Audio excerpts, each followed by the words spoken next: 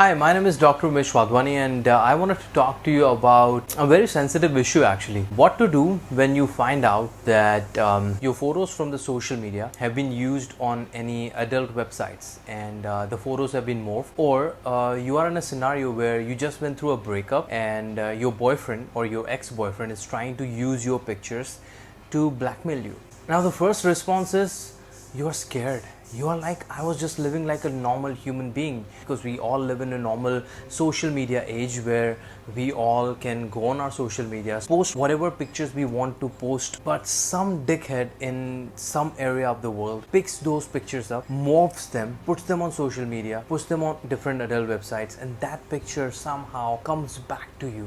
Now you are all of a sudden you're worried. You're worried about judgments of others. You are questioning yourself. You are thinking, what would your parents think about you? What would your friends think about you? What would your boss think about you? You're worried about the judgments of relatives, your friends, and every other human being in this world. It wasn't your fault. I mean, you were just trying to be a normal human being. It was some other dickhead who did that. But again, who is suffering? You. Why are you suffering? What is bothering you the most is the judgment of others. You're worried whether your parents will be able to accept you or not. You're worried whether you will get married or not. You're worried whether you'll get a job or not, or will you lose your job? Will it affect your studies? Will it affect your boyfriend's behavior towards you?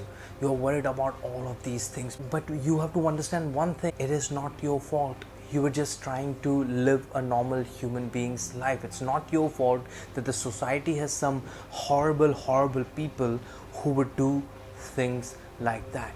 Once you will understand this fact now, that it is not your fault, it will help you deal with others' judgment as well. You know how? Because when it comes to judgment, there are two aspects to it. One, it will give you a clear idea about all the people in your lives whom you should keep in your lives and whom you shouldn't.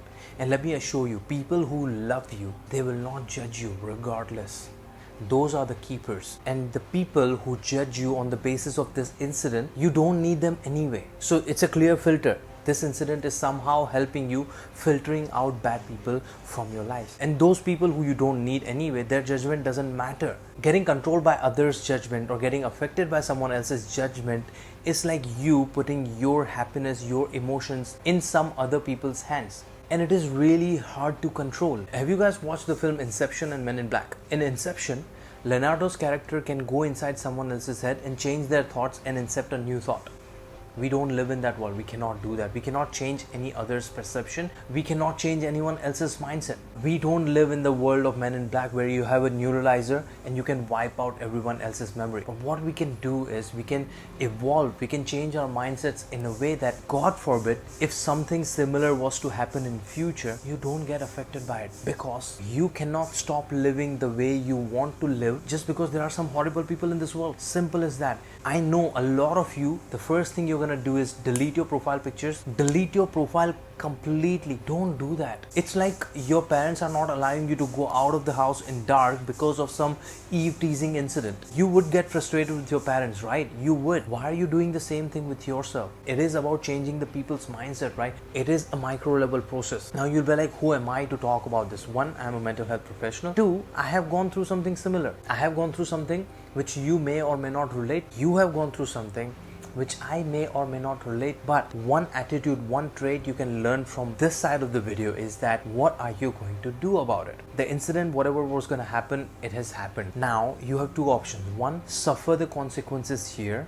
Just your thoughts and thoughts and thoughts. Why are they happening? Not because of your fault. They are happening because of your perception about others' judgments. The second option is you learn how to deal with the judgment. How are you gonna do that? Start meditating. If you want to know a cool way to meditate, please message me separately. I'll send you a separate video on it, and your mindset about meditation will completely change. But to give you a simple gist, meditation means being in present, using all your senses non-judgmentally. Being in present part is very important, because you getting stressed about something that has already happened, you are not going to go back in the past and change it. You getting worried about other people's judgment and what's going to happen in the future because of this incident, it's in future. You cannot control the future. The best way you can do is stay in the present. How are you going to do that?